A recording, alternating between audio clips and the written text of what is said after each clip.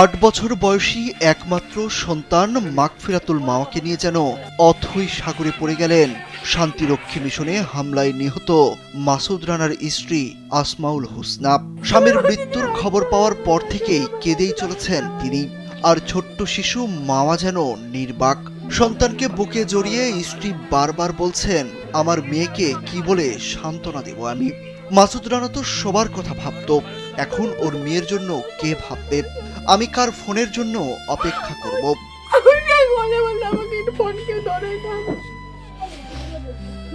সুদানের আবে এলাকায় হামলায় নিহত মাসুদ রানা বাংলাদেশ সেনাবাহিনীর কর্পোরাল ছিলেন। তার মৃত্যুতে পরিবার ও স্বজনদের মাঝে শোকের ছায়া নেমে এসেছে। রোববার বিকেলে মাসুদ রানার গ্রামের বাড়িতে গিয়ে দেখা যায় দলে দলে লোকজন ভিড় করেছে তার বাড়িতে। মা মর্জিনা বেওয়া ছেলের মৃত্যুর খবর পাওয়ার পর থেকে শয্যাশয়ী। তিনি শুয়ে শুয়ে সারাক্ষণ কাঁদছেন।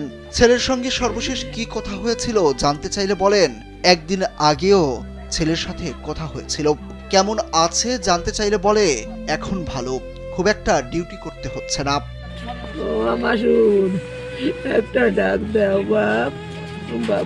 পরিবার সূত্রে জানা গেছে, মাসুদ রানা 2006 সালে সেনাবাহিনীতে যোগ দেন।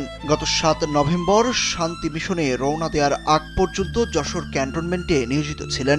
একমাত্র মেয়ে সেখানকার একটি বিদ্যালয়ে ইংরেজি মাধ্যমে প্রথম শ্রেণীতে লেখাপড়া করে।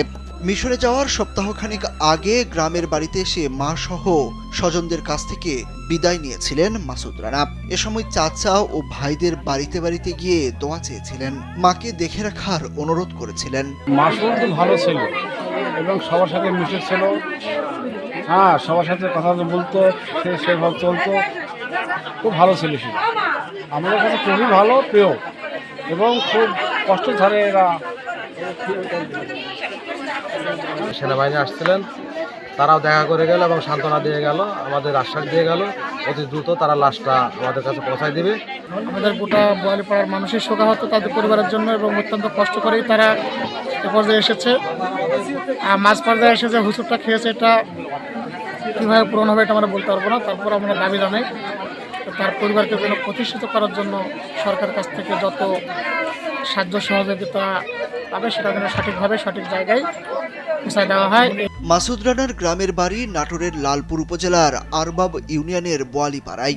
1 মাস 6 দিন আগে সুদান মিশনে যোগ দিয়েছিলেন তিনি। বোয়ালিপাড়া গ্রামের সাহার উদ্দিন ও মর্জিনা বেগম দম্পতির বড় ছেলে। তার অন্য 2 ভাই মনিরুল আলম ও রনি আলমও সেনাবাহিনীতে কর্মরত আছেন। সুরুজ আহমেদ, কালবেলা।